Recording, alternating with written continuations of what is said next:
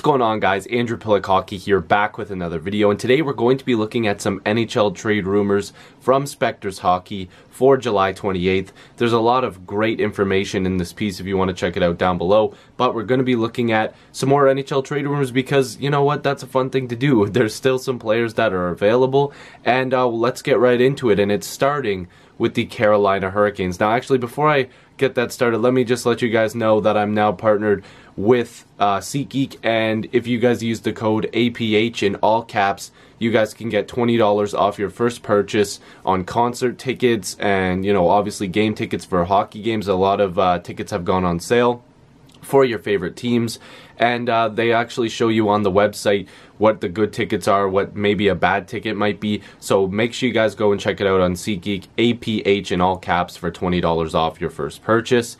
And also, if you want to subscribe to the channel if you're new, we're so close to 3,000 subscribers. Join the squad. Lots of great content coming up. Trying to post every single day, and I've done it in the past for quite a bit of time, and now it looks like I'm back on track, so hopefully you guys will stick around. But again, getting back to the trade rumors, the Carolina Hurricanes, of course, we know that they've got some trade pieces that might dominate the market going forward, because there are some names up in the air, like Erik Karlsson, of course, Artemi Panarin, and Max Pacioretty, who have been thrown around in the market, but there isn't anything really crazy on them right now. But there's still names floating around like Justin Faulk and Jeff Skinner, and these guys, their names have been out there for a long time now. Everybody thought that they were going to be traded. There's been people, you know, sources have been saying, like months ago, saying, well, Skinner's getting traded in the next couple days. Sources are saying that Faulk is basically meant to be dealt in the next couple days. I've been talking about it what seems like forever. I mean, even last season. So Carolina has made some improvements to their blue line, of course, bringing in Dougie Hamilton and signing Calvin DeHaan. And, you know, they have guys like Fleury, Bean, and Fox, like young guys that they are, you know, they have on their blue line. So Carolina is in a position where, you know, Faulk might be expendable. His contract's going to be up pretty soon. And, you know, he might not be the best defensive defenseman. He was a -26 last season.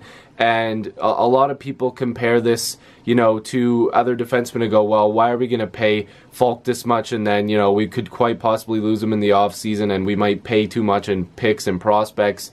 And on the other hand, you've got Jeff Skinner, a guy who, you know, can score in the NHL. He's a proven scorer. He might cost a little bit, but the problem is apparently the Carolina Hurricanes are looking for more of a bigger piece for their team now. And that's something that I've been saying for the longest time, is I'm not sure why Carolina doesn't just run with what they have for a season, but if they view that Faulk and Skinner can get back a really good roster player for them, then they're probably going to do it. But like I've been saying, it's looking like most teams are more comfortable giving up maybe picks and prospects for the two of them, or, you know, one of them. Matt Larkin from the Hockey News thinks that Chicago and Toronto will be the teams that have interest in Faulk. I don't think that's true at all on the Leafs side. I think that Chicago does have interest because there have been rumors that he was basically going to get traded there as soon as possible. I wouldn't put Toronto in that mix. He's a -26. He does put up points, but I don't think that's the type of defenseman the Leafs are looking for. I think they're looking for the more defensive side of things. But Chicago, on the other hand, is looking just to add another big piece to this team so it stays competitive. Their blue line is a little depleted, and they want to add another piece onto there. And that's no disrespect to Chicago. This is just stuff I've read and stuff that I've seen. Of course, being a hockey fan, you kind of get to watch some of their games whenever you can, and I happen to like watching Chicago because they do have a lot of talent on that team, and it does look like they could add another piece to their blue line, and I'm sure everybody else has been saying that. As far as Skinner goes, the teams that they believe that you know, Skinner might have, or teams might have interest in Skinner, is teams like Edmonton, Pittsburgh, and what was the other team on here? Boston. So those three teams could be the teams that might be interested. Any of them would be a good fit for Skinner. I mean, again, you're probably giving up a bit more than you are for Faulk, but a team like Boston, adding more offense to that crazy lineup already would just be insane. Boston is apparently been looking for another bigger piece for their roster for this next season, and that should be scary for any team in the East especially, but even on the West if they have to face those teams quite often, which, you know, they do. It's the NHL, and in the playoffs you would meet in the Stanley Cup Finals. Boston's going to be a great team next season in my opinion. I know a lot of people have their there are rumors about Tuukka Rask and stuff like that as well, which is something I might get into. Might cover every single team this year in the offseason and just make sure that everybody has a greater understanding, and myself as well. I get to do more research. But the Edmonton Oilers are a team that it's like, you would have to give up so much, and I'm not sure if Skinner would want to stay, and I'm not sure if they would have the money to give him what he wants. I know Edmonton's going to have to make some moves, and I mean, getting rid of Lucic, a lot of people are like, oh, well, he sucks, get rid of him. Yeah, Lucic isn't the best player, but you're also taking another guy who can at least put up depth points for your team.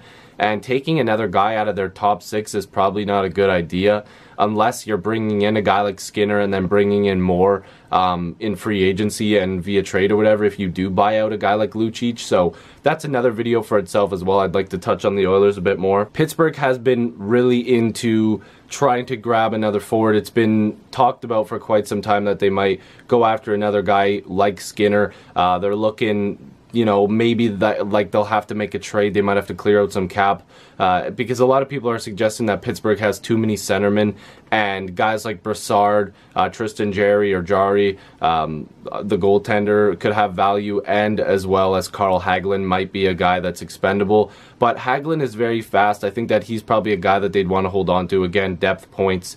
Unless there is a very good deal, you'd probably include him in there.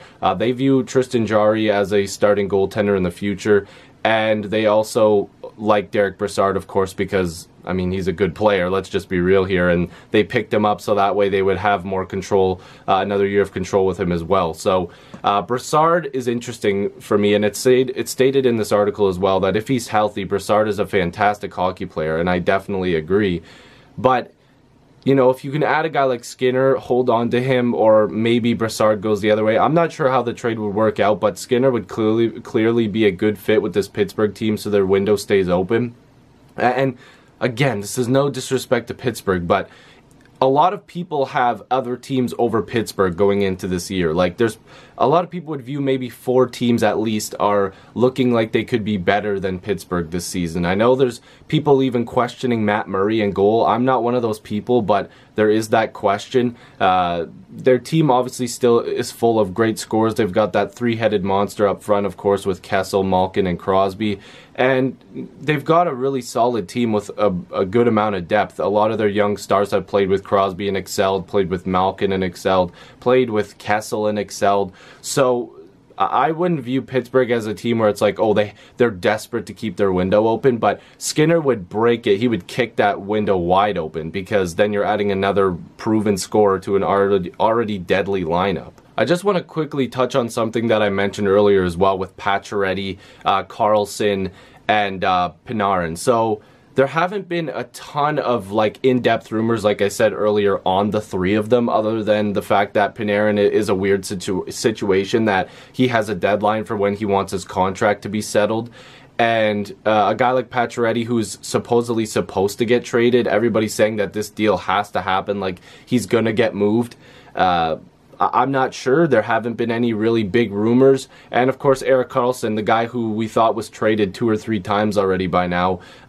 There's been tons of rumors on him, but nothing that's been like significant. And now there's even reports saying that if there is a management change, or if they make big moves in regards to their whole head office and all this other stuff like that, that Karlsson wants to stay an Ottawa Senator. But because of the fact that I don't see the team being sold anytime soon or anything like that, Karlsson's probably going to stay an Ottawa Senator. And Senators fans would probably, Karlsson is probably going to leave because the team won't be sold. There's probably not going to be those big changes. Senators fans are probably really confused with what's going on right now, and they're probably pretty upset. But I would almost imagine that you got to see Karlsson on another team at the start of the season. I could basically almost guarantee you Pacioretty will probably be dealt.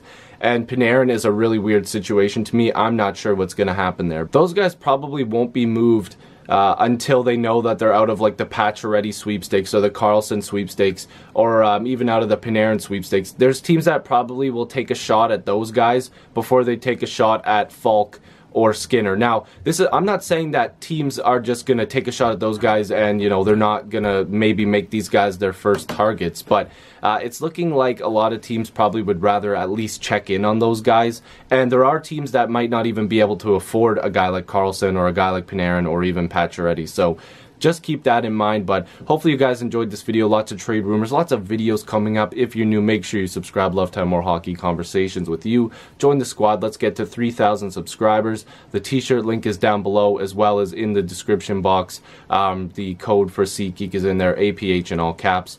I'll see you guys in the next video or stream. Peace.